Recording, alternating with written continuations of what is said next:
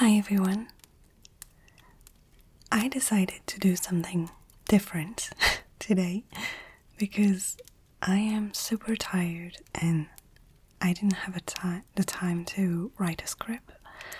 So also I'm super stressed even though I'm on holidays. I don't know why I'm super stressed. So I decided to read the first chapter, or at least the first pages, of a very famous book that's called The Hobbit. So you can just sit back and relax and enjoy this audio. Chapter 1. An Unexpected Party. In a hole in the ground, there lived a hobbit. Not a nasty, dirty, wet hole, filled with the ends of worms and an oozy smell, nor yet a dry, bare, sandy hole, with nothing in it to sit down on or to eat. It was a hobbit hole, and that means comfort. It had a perfectly round door like a porthole, painted green, with a shiny yellow brass knob in the exact middle. The door opened on to a tube-shaped hole, like a tunnel, a very comfortable tunnel without smoke, with panelled walls and floors tiled and carpeted, provided with polished chairs and lots of bags for hats and coats. The hobbit was fond of visitors. The tunnel wound on, going fairly but not quite straight into the side of the hill. The hill, as all the people for many miles round called it. And many little round doors opened out of it, first on one side and then on another. No going upstairs for the hobbit. Bedrooms, bathrooms, cellars, pantries, lots of these, kitchens, dining rooms, all were on the same floor, and indeed on the same passage. The best rooms were all on the left-hand side, going in, for these were the only ones to have windows, deep-set, round windows looking over his garden, and meadows beyond, sloping down to the river.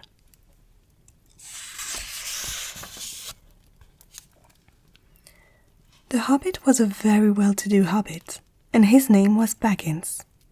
The Bagginses had lived in the neighborhood of the hill for time out of mind, and people considered them very respectable, not only because most of them were rich, but also because they never had any adventures or did anything unexpected.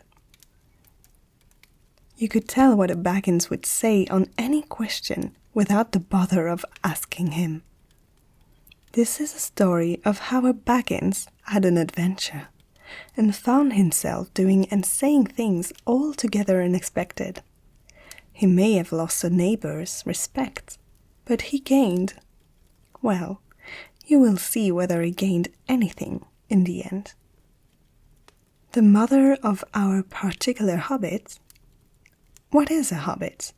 I suppose hobbits need some description nowadays, since they have become rare and shy of the big people, as they call us. They are, or were, a little people, about half our height, and smaller than the bearded dwarfs. Hobbits have no beards. There is little or no magic about them, except the ordinary everyday sort, which helps them to disappear quietly and quickly when large stupid folk like you and me come blundering along, making a noise like elephants, which they can hear a mile off. They are inclined to be fat in the stomach. They dress in bright colors, chiefly green and yellow, wear no shoes, because their feet grow natural leathery soles and thick warm brown hair like the stuff on their heads, which is curly, have long, clever brown fingers good-natured faces and laugh deep, fruity laughs. Especially after dinner, which they have twice a day when they can get it. Now, you know enough to go on with. As I was saying, the mother of this hobbit, of Bilbo Baggins,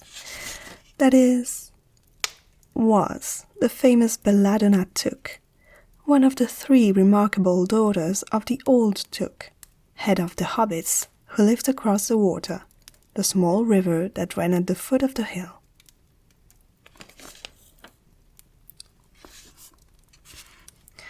It was often said, in other families, that long ago one of the Took ancestors must have taken a fairy wife.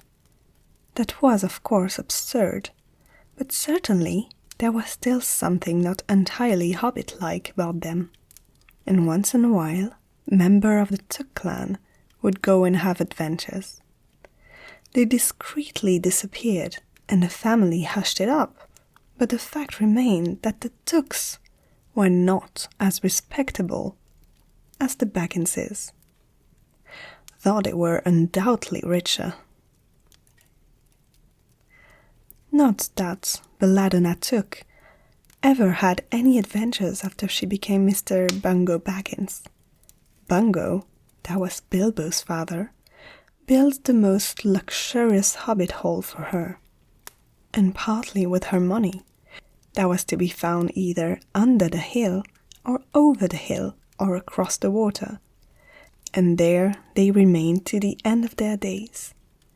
Still, it is probable that Bilbo, her only son, although he looked and behaved exactly like a second edition of his solid and comfortable father, got something a bit queer in his makeup from the Took side, something that only waited for a chance to come out. The chance never arrived until Bilbo Baggins was grown up, being about 50 years old or so, and living in the beautiful hobbit hole built by his father, which I have just described for you, until he had, in fact, apparently settled down immovably.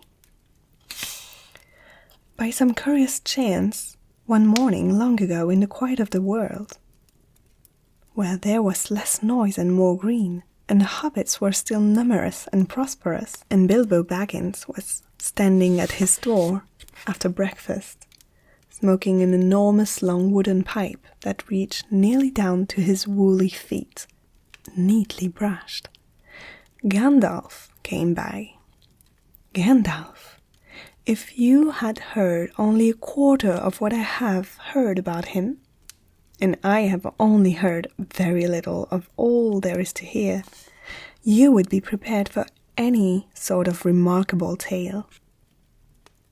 Tales and adventures sprouted up all over the place wherever he went, in the most extraordinary fashion. He had not been down that way under the hill for ages and ages, not since his friend the old Took died. In fact, and the hobbits had almost forgotten what he looked like, he had been away over the hill and across the water, on businesses of his own, since they were all small hobbit boys and hobbit girls. All that the unsuspecting Bilbo saw that morning was an old man with a staff. He had a tall pointed blue hat, a long grey cloak, a silver scarf over which his long white beard hung down below his waist, and immense black boots. "Good morning," said Bilbo, and he meant it. The sun was shining and the grass was very green. But Gandalf looked at him from under long bushy eyebrows that stuck out further than the brim of his shabby hat. "What do you mean?" he said. "Do you wish me a good morning? Or mean that it is a good morning whether I want it or not? Or that you feel good this morning? Or that it is a morning to be good on?" "All of them at once," said Bilbo, "and a very fine morning for a pipe of tobacco out of doors, into the bargain. If you have a pipe about you, sit down and have a fill of mine. There's no hurry, we have all the day before us." Then Bilbo sat down on a seat by his door, crossed his leg, and blew out a beautiful grey ring of smoke that sailed up into the air without breaking and floated away over the hill. "Very pretty," said Gandalf, "but I have no time to blow smoke rings this morning. I am looking for someone to share in an adventure that I am arranging, and it's very difficult to find anyone." "I should think so in these parts. We are plain white folk, and have no use for adventures. Nasty, disturbing, uncomfortable things. Make you late for dinner. I can't think what anybody sees in them," said our Mr. Baggins, and stuck one thumb behind his braces, and blew out another, even bigger smoke ring. Then he took out his morning letters and began to read, pretending to take no more notice of the old man. He had decided that he was not quite his sort and wanted him to go away, but the old man did not move. He stood, leaning on his stick and gazing at the Hobbit without saying anything, till Bilbo got quite uncomfortable and even a little cross. "Good morning," he said at last. "We don't want any adventures here, thank you. You might try over the hill and across the water." By this he meant that the conversation was at an end. "What a lot of things you do use good morning for," said Gandalf. "Now, you mean that you want to get rid of me, and that it won't be good till I move off." Not at all, my dear sir. Let me see, I don't think I know your name." Yes, my dear sir, and I do know your name, Mr. Bilbo Baggins. And you do know my name. Thought you don't remember that I belong to it. I am Gandalf, and Gandalf means me. To think that I should have lived to be good-morninged by Belladonna Tuck's son, as if I was selling buttons at the door. Gandalf! Good gracious me! Not the wandering wizard that gave old Tuck a pair of magic diamond studs that fastened themselves and never came undone till ordered. Not the fellow who used to tell such wonderful tales at parties about dragons and goblins and giants and the rescue of princesses and the unexpected luck of widow's son. Not the man that used to make such particularly excellent fireworks. I remember those. Old Tuck used to have them on Midsummer's Eve. Splendid. They used to go up like great lilies and snapdragons and laburnum of fire and hang in the twilight all evening. You will notice already that Mr. Baggins was not quite so prosy as he liked to believe. Also, that he was very fond of flowers. Dear me, he went on, not the Gandalf who was responsible for so many quiet lads and lasses, going off into the blue for mad adventures, anything from climbing trees to visiting elves, or sailing in ships, sailing to other shores. Bless me, life used to be quite intense. I mean, you used to upset things badly in these parts, once upon a time. I beg your pardon, but I had no idea you were still in business." "Where else should I be?" said the wizard. "All the same, I am pleased to find you remember something about me. You seem to remember my fireworks kindly, at any rate. And that is not without hope. And that is not without hope. Indeed, for your old grandfather Tuck's sake, and for the sake of poor Belladonna, I will give you what you asked for." "I beg your pardon? I haven't asked for anything." "Yes, you have, twice now. My pardon. I give it to you. In fact, I will go so far as to send you on this adventure. Very amusing for me, very good for you, and profitable too, very likely if you ever get over it." "Sorry, I don't want any adventures, thank you, not today. Good morning, but please come to tea, any time you like. Why not tomorrow? Come tomorrow. Goodbye.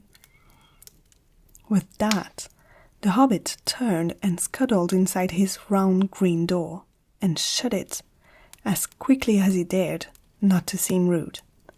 Wizards, after all, are wizards.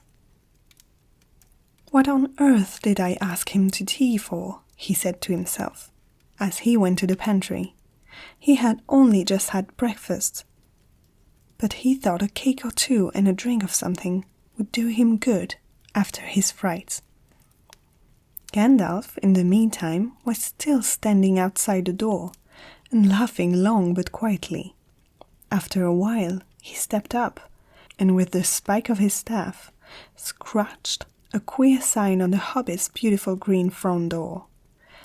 Then he strode away, just about the time when Bilbo was finishing his second cake and beginning to think that he had escaped adventures very well.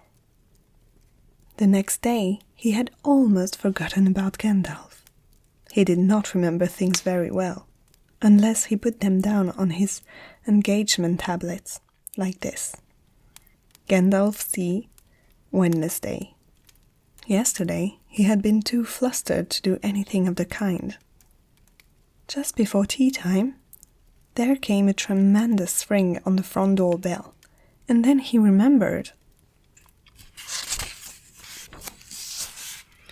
He rushed and put on the kettle, and put out another cup and saucer, and an extra cake or two, and ran to the door.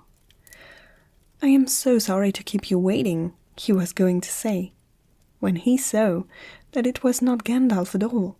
It was a dwarf, with a blue beard tucked into a golden belt, and very bright eyes under his dark green hood.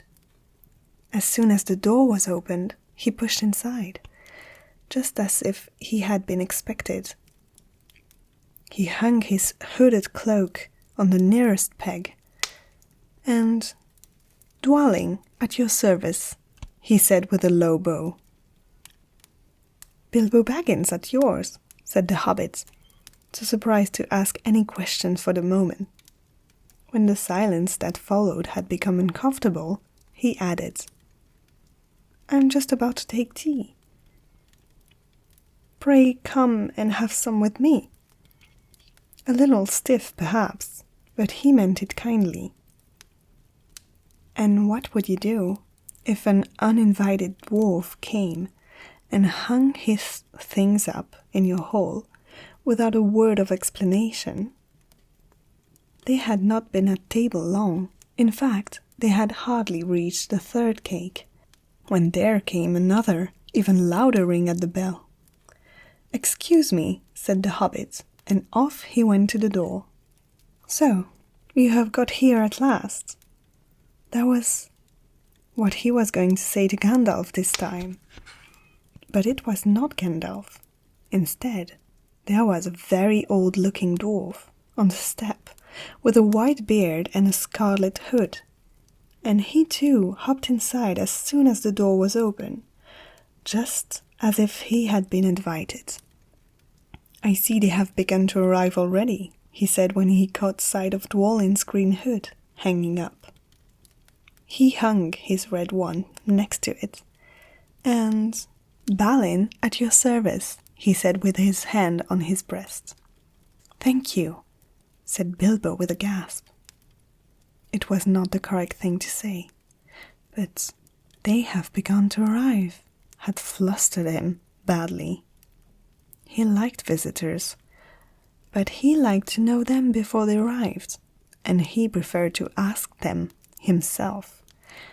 He had a horrible thought that the cakes might run short, and then he, as the host, he knew his duty and stuck to it however painful.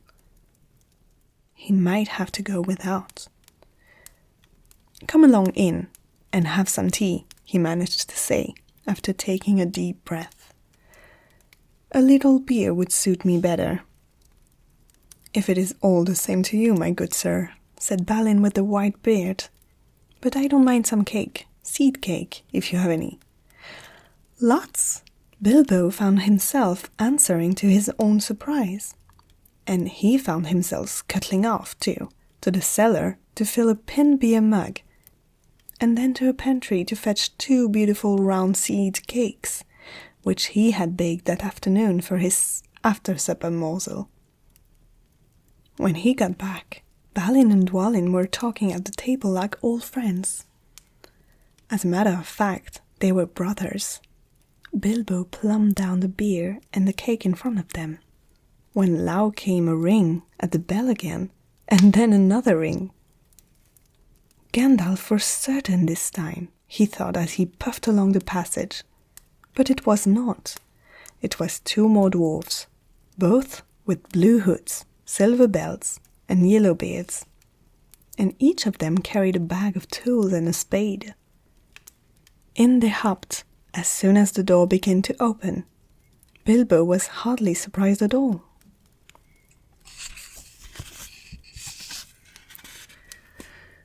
"What can I do for you, my dwarfs?" he said. "Killy at your service," said the one, and Filly added the other, and they both swept off their blue hoods and bowed. "At yours and your families," replied Bilbo, remembering his manner this time. "Dwalin and Balin here already, I see," said Killy. "Let us join the throng." "Throng," thought Mr. Bagging. "I don't like the sound of that. I really must sit down for a minute and collect my wits, and have a drink." He had only just had a sip in the corner, while the 4 dwarfs sat around the table, and talked about mines and goals and troubles with the goblins, and the depredations of dragons and lots of other things, which he did not understand, and did not want to, for they sounded much too adventurous. When his bell rang again, as if some naughty little hobbit boy was trying to pull the handle off. "Someone at the door," he said, blinking. "Some 4, I should say by the sound," said Filly. "Besides, we saw them coming along behind us in the distance." The poor little hobbit sat down in the hall and put his head in his hands, and wondered what had happened, and what was going to happen, and whether they would all stay to supper. Then the bell rang again, louder than ever, and he had to run to the door. It was not 4 after all, it was 5. Another dwarf had come along while he was wandering in the hall. He had hardly turned the knob before they were all inside, bowing and saying "at your service," one after another. Dori, Nori, Ori, Owen, and Glowing were their names, and very soon 2 purple hood, a grey hood, a brown hood, and a white hood were hanging on the pegs, and off they marched with their broad hands stuck in their gold and silver belts to join the others. Already it had almost become a throng. Some called for ale, and some for porter, and one for coffee, and all of them for cakes, so the hobbit was kept very busy for a while. A big jug of coffee had just been set in the hearth. The seed cakes were gone, and the dwarfs were starting on a round of butter scones, where they came a loud knock. Not a ring, but a hard rat-tat of the hobbit's beautiful green door. Somebody was banging it with a stick. Bilbo rushed along the passage, very angry, and altogether bewildered and beweathered. This was the most awkward Wednesday he ever remembered. He pulled open the door with a jerk, and they all fell in, one on the top of the other. More dwarfs, 4 more. And there was Gandalf behind, leaning on his staff and laughing. He had made quite a dent on the beautiful door. He had also, by the way, knocked out the secret mark that he had put there the morning before. "Carefully, carefully," he said. "It is not like you, Bilbo, to keep friends waiting on the mat, and then open the door like a popgun. Let me introduce Bifur, Boffer, Bomber, and especially Thorin." "At your service," said Bifur, Boffer, and Bomber, standing in a row. Then they hung up 2 yellow hoods and a pale green one, and also a sky blue one with a long silver tassel. This last belonged to Thorin.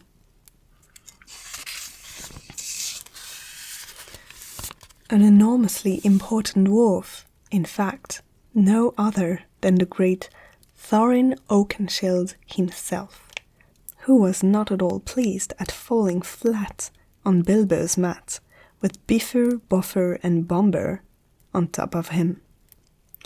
For one thing, Bombur was immensely fat and heavy. Thorin indeed was very hearty, and said nothing about service, but poor Mr. Baggins said he was sorry so many times that at last he grunted, "Pray don't mention it," and stopped frowning. "Now we are all here," said Gandalf, looking at the row of 13 hoods, the best detachable party hoods, and his own hat hanging on the pegs. "Quite a merry gathering. I hope there is something left for the late comers to eat and drink."